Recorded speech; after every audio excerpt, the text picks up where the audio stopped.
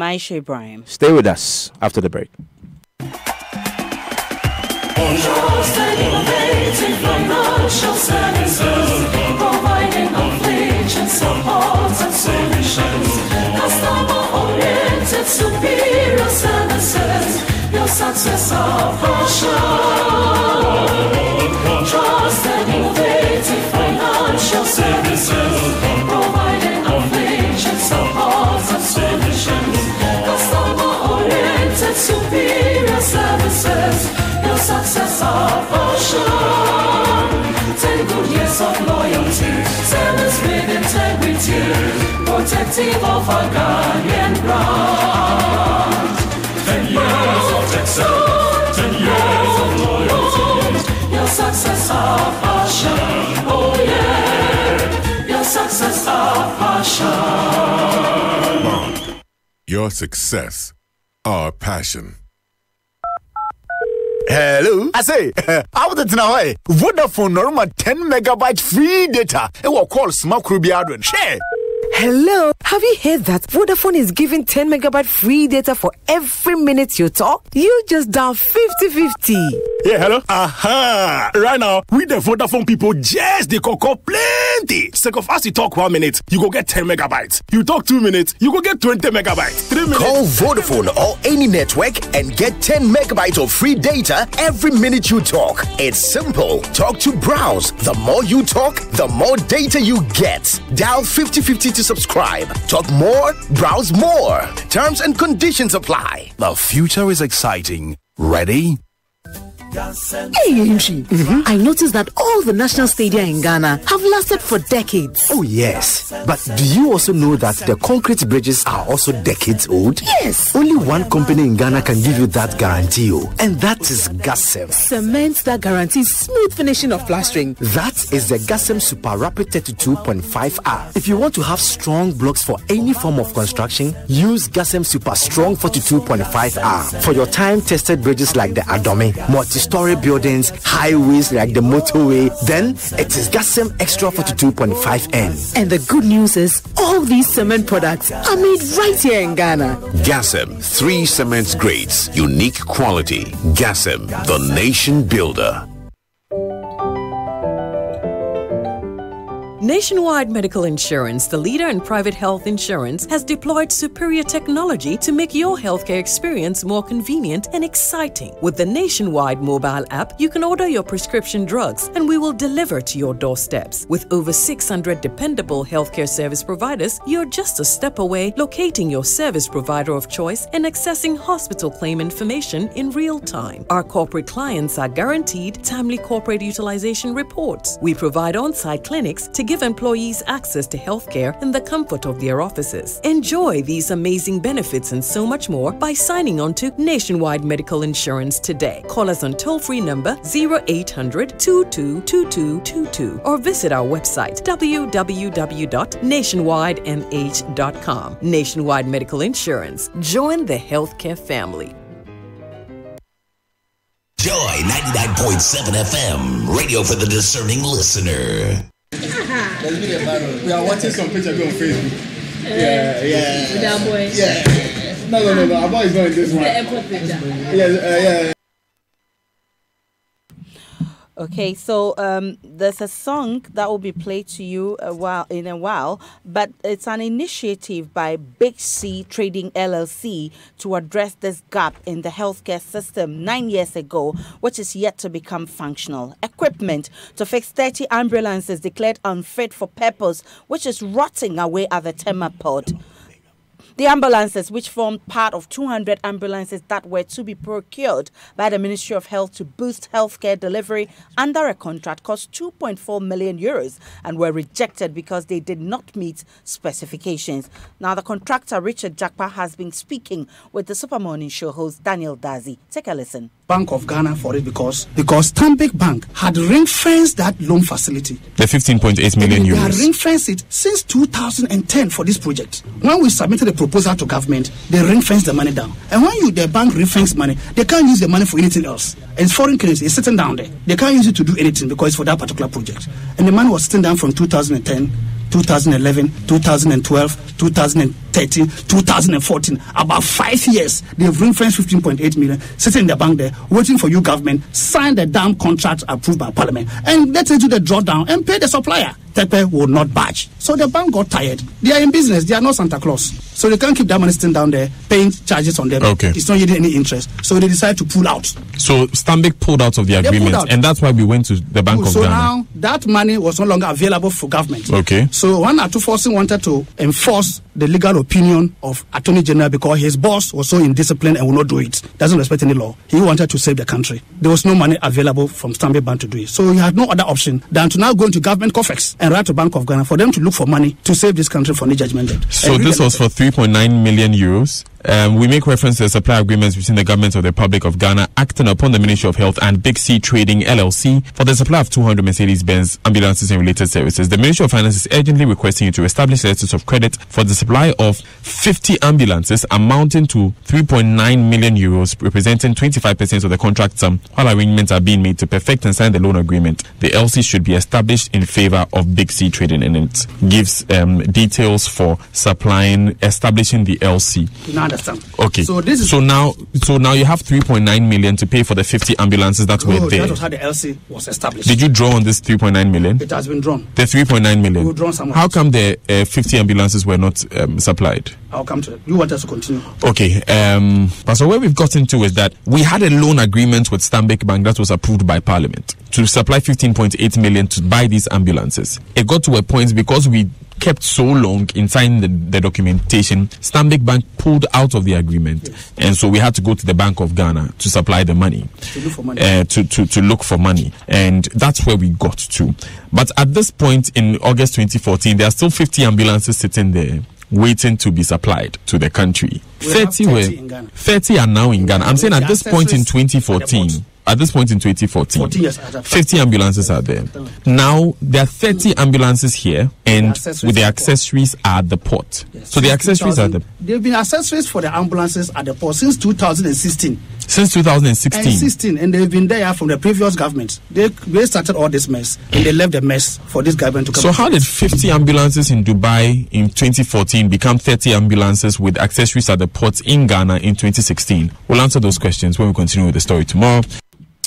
So if you join the Super Morning Show tomorrow, we'll go into this a bit more. Last year, Health Minister Kweku Adjumamenu ordered the Economic and Organised Crimes Office to investigate accusations that under the Mahama administration, $2.4 million were improperly used to pay for 30 unfit ambulances. But Deputy Ranking Member on Parliament's Health Committee, Dr. Robert Kuganap-Lem, says government shouldn't deprive the people access to quality healthcare because it's investigating the matter. Yoko is investigating the matter and people are dying.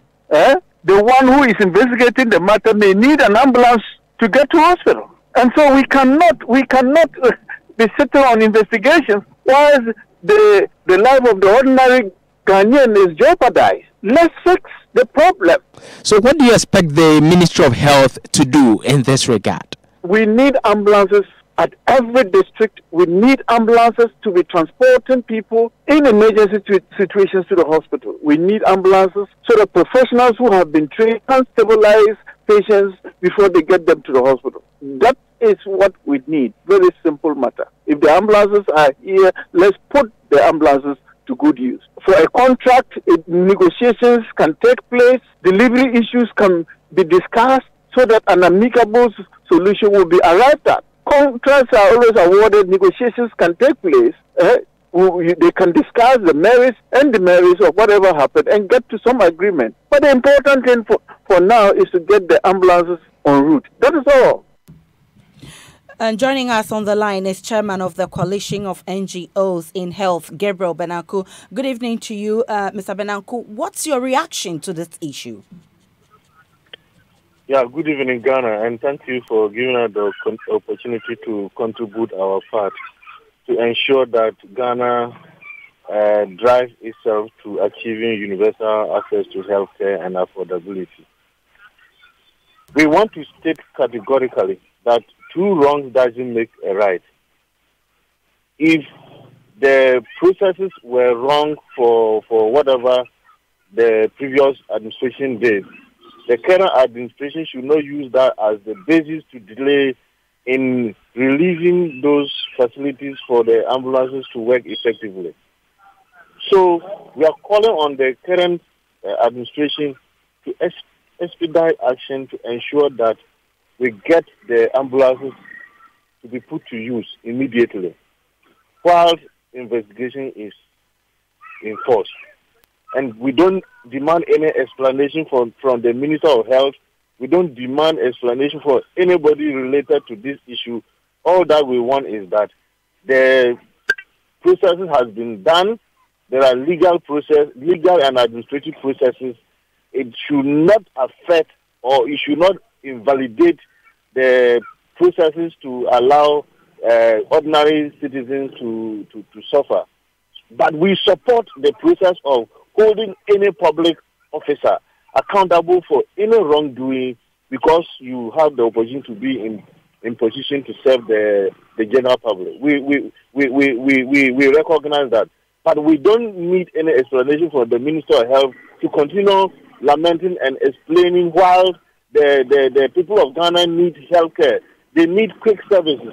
They need access to information and health services within the health jurisdiction for them to meet their health needs. Benanku, are you not worried that the health ministry is not being proactive in dealing with the situation? That's what I'm saying, that two wrongs doesn't make a right. So they should stop the complaints and fix the issues. That's why we ask them to come.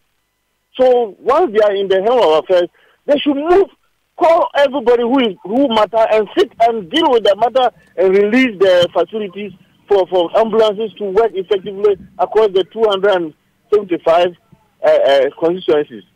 How is your coalition going to ensure that this is done by the ministry? Now that we have received this information through your able investigation, we will find out in the nearest possible time whether the minister will heed to this as he has done to the University of Ghana Medical Center, as he did to that of the Amasaman Hospital, and any other issue that was revealed and civil society advocated and they took serious action. This is more serious. We Ghanaians want to be transported to the nearest health center to have access to health care and also to respond to the Ghana emergency policy. And therefore, we seek to follow up. We will put it on our platform and find out how many ambulances are actively working, and we will provide evidence for advocacy. Grateful for your time. Gabriel Benanku is chairman of the Coalition of NGOs in Health. And so, listening to Newsnight here on Joy 99.7 FM, a few of your messages on the stories we've done so far. Evans, I'm really disappointed in a former sports minister. Is he trying to say that after the money has been released, he does not care what the money is going to do? Abba politicians, posterity will judge them all. And a final one here from Prempe Presec Legon says, I don't understand why ambulances could be left to rot whilst masses are dying due to unavailability of ambulances, posterity. Again, we'll judge them. And two different individuals, but ending with the same comment. Send us your own thoughts on our stories so far, 0244340437. And actually, this is a story that's pretty worrying. Many young Ghanaians are leading risky lives, having unprotected sex with multiple partners, and that has resulted in more of them contracting HIV. And those are not my words, by the way. This is according to the National Ghana AIDS Commission. New HIV cases went up by 70% in the latest figures released by the Ghana AIDS Commission today. The latest development is a significant setback to government's target of ending the AIDS epidemic by the year 2030. Ifa Evans Chenry has more. Until just 3 years ago, Ghana had made steady progress over a 5-year period in tackling the HIV/AIDS scourge, which has battered Ghana and other African countries. In 2016, 12,000 Ghanaians were infected by the virus, reversing the gains made over the 5-year period. 2017 figures released by the Ghana AIDS Commission today shows an even worse situation. More than 20,000 Ghanaians have been infected in the year under review, a worrying 70% jump from figures recorded the previous year. Here's Acting Director General of the Ghana AIDS Commission, Steve Chermi Etuahene.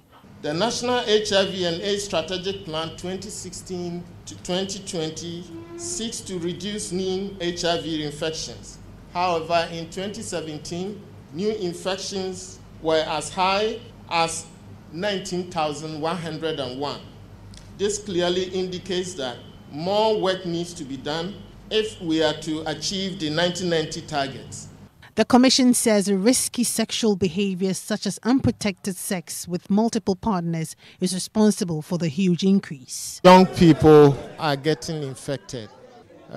Between 2010 and 2016, new infections among young people aged 24 and younger, new infections increased among this group by 45%.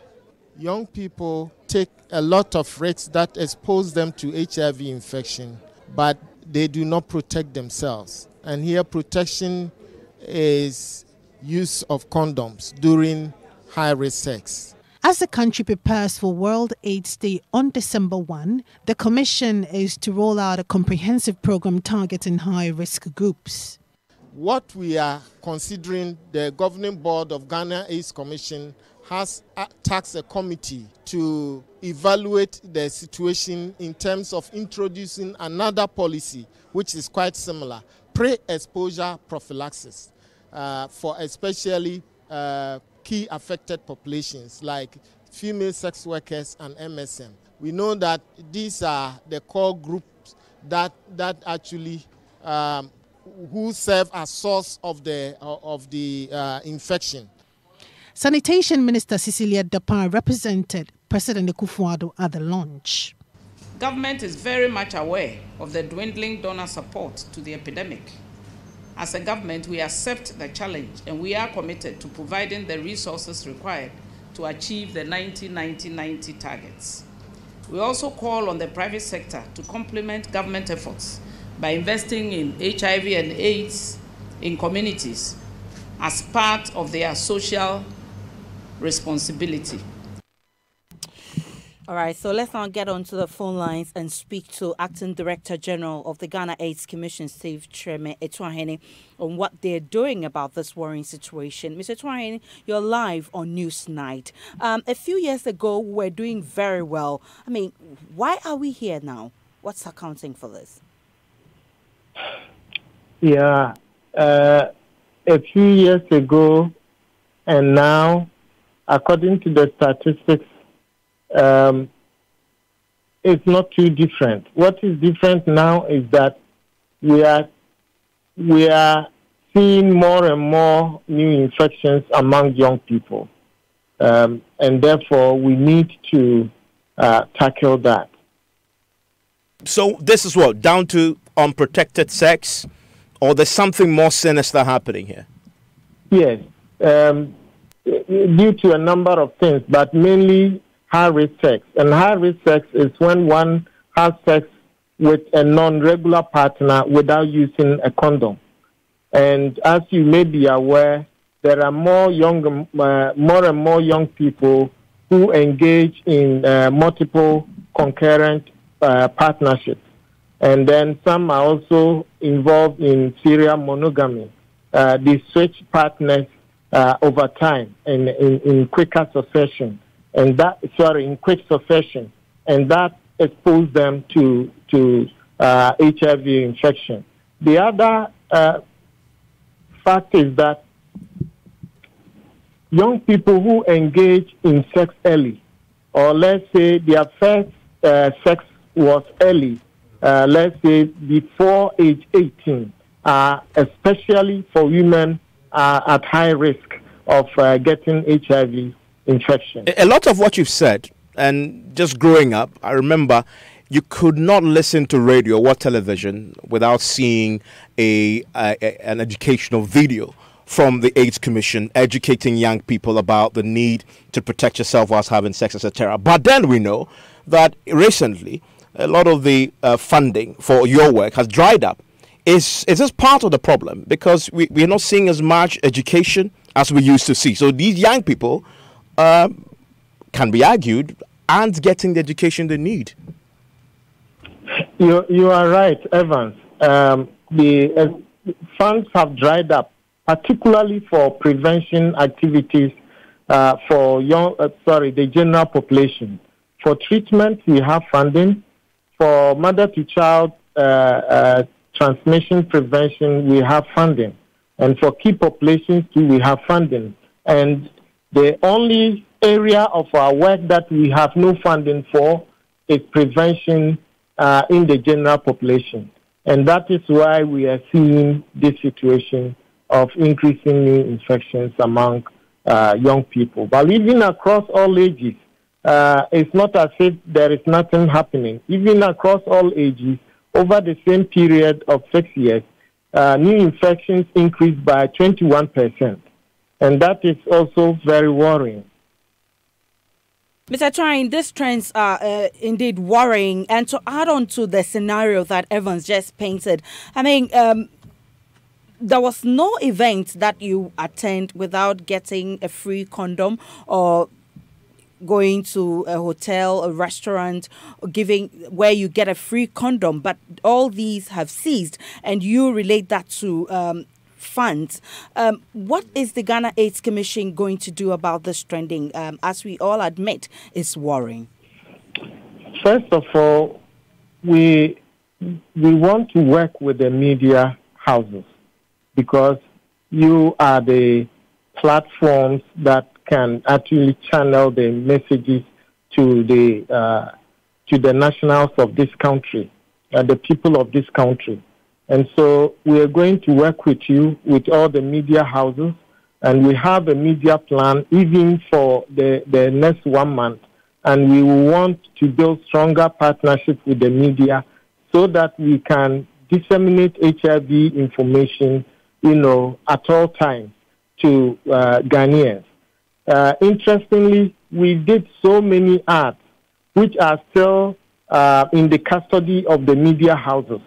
And there are also many songs that were done by public-spirited individuals, musicians, which are also in the custody of the media houses. So it might be useful for management of media houses to just, give a little airtime for these arts and songs to be played on social responsibility basis, and that would help. Besides that, we are also going to launch prevention campaign, which will be led by, prominent individuals in society to advance the cause of prevention to ensure that, we are able to reduce new infections to the barest minimum. We are also intensifying campaign on condom use. Condom use, but the free distribution of it too. The free distribution of the condom. Very important because in prevention, testing is number one step. For anybody to prevent HIV, the person needs to know his or her status. If your status is negative, then it means you have to keep doing the things that keep you negative. And you need support to be able to do that. But you won't be able to do that if you don't know your status. And those who test positive must also access antiretroviral medicines so that they will become virally suppressed and not be in the position to transmit the virus to other persons. How accessible is the antiretroviral drugs? Yes, it is available in at least 330 health facilities. So in all the district hospitals, the regional hospitals, and the teaching hospitals, you can get antiretroviral medicines. We are grateful for your time on Newsnight. He's the Acting Director General of the Ghana AIDS Commission, explaining that they will partner with media houses and other stakeholders to deal with the rising trends of HIV. It's now time for business. And George, the question George wanted to ask on his behalf, the question about the condoms, the accessibility to of course protection is absolutely important. Where he points out that is one of the issues. George, I don't know whether I got the answer to that question. I don't know whether I really wanted to ask that question, but I think it's critical. Absolutely critical. It's really to the heart of the matter. Some people, even walk into the pharmacy to get the condom is a problem. People feel shy to do that, and sometimes they'll go, I want to buy a paracetamol, and then, I want to get that thing as well. So it's a problem. So if people still do that today. People still do it. And if it's made accessible in the bathrooms or the workplace, it's better. That is missing, whether actually. It used to be all over the place. Protection is very, very critical. Even in schools, I remember when I was in school in JSS, they brought the condoms. And some people argue that you're trying to promote promiscuity and all the rest. I think we crossed that line of HIV on the economy is something else. The workforce is being affected. The funding is being affected. And imagine somebody who's a breadwinner of the family has been affected by this. What are the support systems? So can we prevent that? It's critical. Let me hear your views on this very important subject. Send us a WhatsApp, 0244340437. Should return to the old days when we used to have these educational materials all over the airways. Plus, you can have access to condoms anywhere you were, in school, in restaurants, everywhere you were, you could access free condoms. But that is not the case right now. Let me hear your thoughts on that. Share your thoughts with us, 0244340437. George, what do you have in the headlines? Well, coming up in business, government rules out any form of bailout for men's go clients that it signals an end of the institution's dealings. And we hear from an economist and businesses after Ghana going up by 6 places in latest World Bank ease of doing business. The business news on Newsnight is brought to you by MTN Business. Welcome to the new world of business. Kingdom Books and Stationery, your number one-stop shop for all your office essentials, and Mark Auto Parts distributors of Chevy cars and Suzu pickups. In this part of the world, we rise early, way before the sunrise. We plan, we pray, we prep, just so we are a step ahead. We keep the conversations going to stay connected to family, friends, and business. They say, Agrobeswa Ifrianopa. Start your day bright with MTN Kokroko. For only 1 Ghana cedi, you can enjoy 400 megabytes of data and 30 minutes of free MTN to MTN calls every day from 5 a.m. to 8 a.m. everywhere you go. Dial *138# to buy MTN Kokroko bundle now.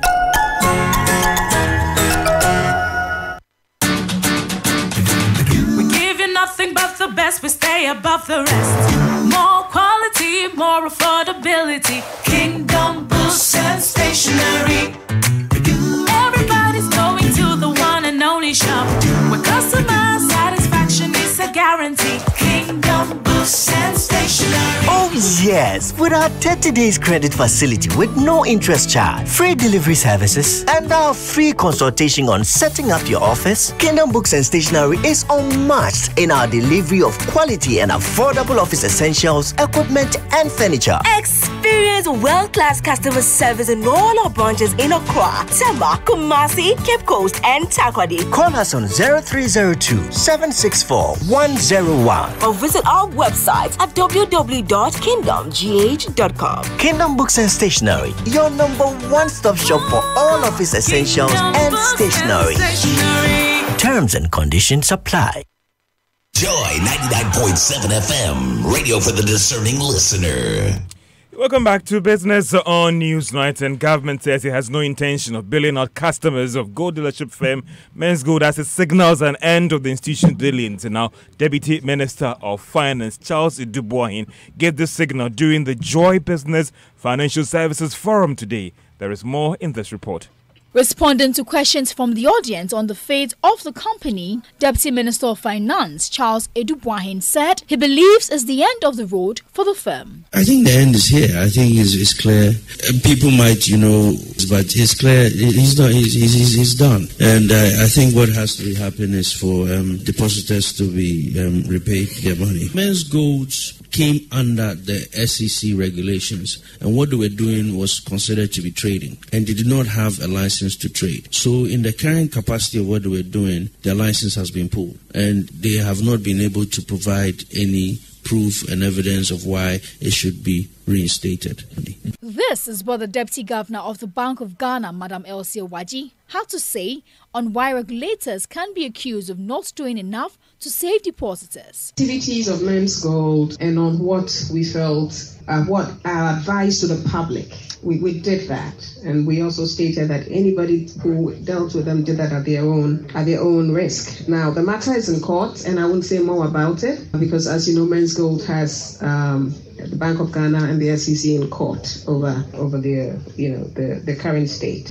There was some good news for depositors of the savings and loans said to be having liquidity issues. We are considering the best vehicle. I think right now the thought is around maybe trying to use one of the institutions to use, which has a wide branch network, to be able to use that to deliver or repay depositors. In fact, the World Bank, recognizing what we are doing and wanting to show their full support, increased the budget support they usually give us.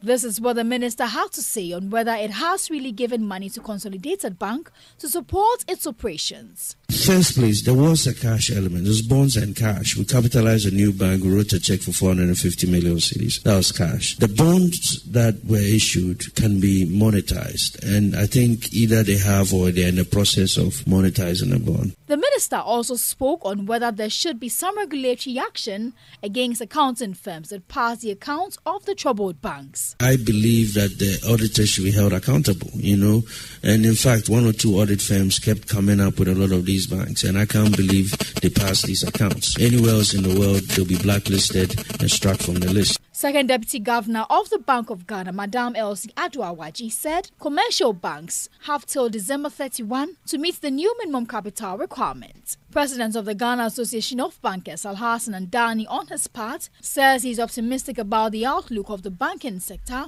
because of measures that have been implemented so far. I have wounds that I can put a bandage on, and there are some that I can happily roll onto the football field to play. So that's how we do it. So really having MPLs or declaring a certain proportion of your loan and advances book as MPL is indeed a very good banking practice. A banking consultant, Dr. Etwa Hene, was of the view that the Bank of Ghana needs to be firm on its enforcement of recent regulatory measures, especially when it comes to corporate governance. The Joy Business Financial Services Forum brought together all the players in the financial service sector to look at what is next after the financial service cleanup while restoring market confidence. And that was a Business Desk report. Now, the country's significant leap when it comes to the most favorable place to do business in the world has been welcomed by some players in the other sectors of the economy. Now, the country went up by 6 places to 114 out of 190 countries that were assessed in the latest World Bank Ease of Doing Business. Let's hear from economist Ebenezer Ashley, who tells Joy Business the country would benefit greatly when it comes to investment attraction. The ranking actually informs the decision of foreign investors, especially those in the advanced economies. As I indicated earlier, because they do not have the time to visit all these countries before making investment decisions, the trust, the judgment of key international bodies like the World Bank, International Monetary Fund, and the credit rating agencies to make their investment decisions. And now that Ghana has been identified specifically as improving on 3 of the major areas that were identified in the prior report, it is a feather in our cap. Nana Osei-Bonsu, Chief Executive of the Private Enterprise Federation, on this part said he has issues with how the fact that the report didn't actually reflect issues on the ground. Very disappointed that we didn't score higher than what the World Bank assigned to us, because I know for sure that we have done a lot of work. As I said, I fortunately happened to be the chairman of the construction permit committee, and we had whittled down from about 110 or 115 to about 66. Some of the processes had been shortened, some of the procedures had been eliminated, and some of the days have been reduced. So I find it strange that this ranking is coming at that level. I think we have to, audit what parameters the World Bank is using. Some of them, I don't think that is applicable to us. And that's the chief executive of the Private Enterprise Federation, Anose Bonsu, who believes that Ghana should have done better than what the World Bank put it in terms of going up by 6 places to 114. He believes that the country has done better than that in terms of the reforms that has been implemented so far by government. And that is all for Business on Newsnight. Okay, George Refi, thank you for business. Baba Tano will be joining us with sports. Baba, what's up for sports? Okay, so it's actually what's been happening, earlier with Evans Mensah and, the whole New DBS thing. Now, National Security has tonight launched investigations into how former sports minister Neelanthi van der Poy allegedly handed 1.6 million cedis in cash to a contractor, although the funds were never budgeted for.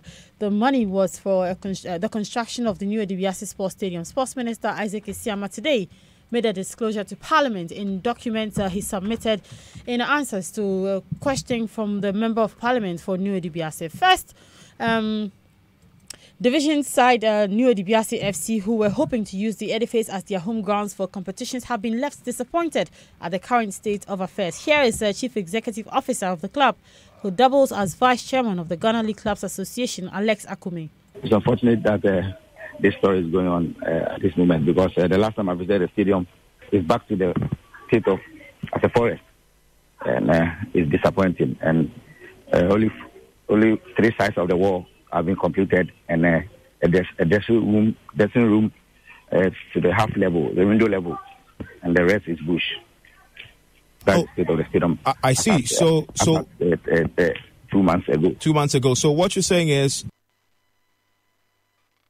Right. Meanwhile, former Youth and Sports Minister Neelanthi van der Poy says the contractor was awarded only part of the entire project, which was estimated to cost about 6 million Ghana cedis. Do you know the cost of the project? Tell me. The cost of project is over 6 million. The project was in 2 phases, phase 1 and phase 2.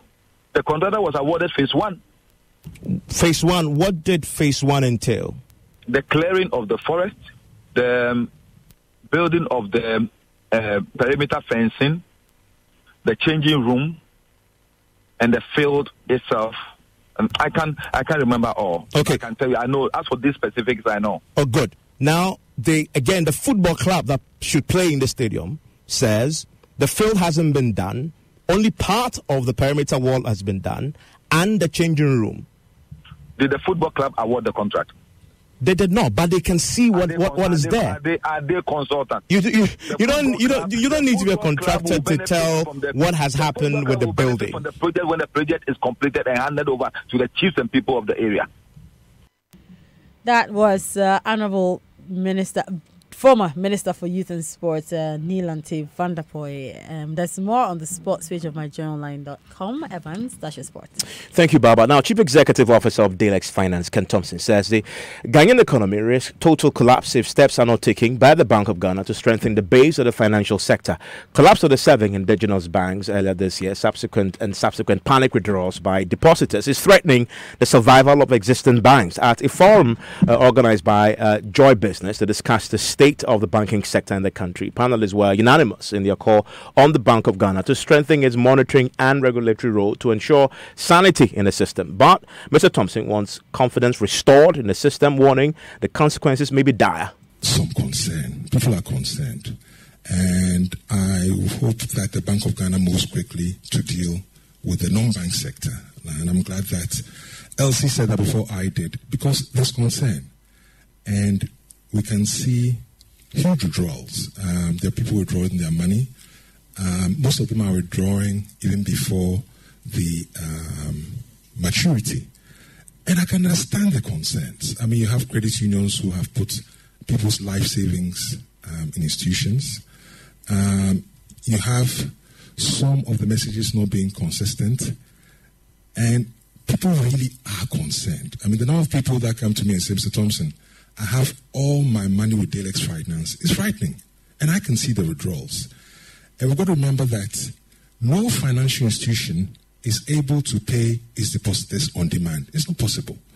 Normally, you'll keep maybe 10% reserve for people that come for their money when it matures, because the money you take, you don't keep it in your bank account. You use it for loans.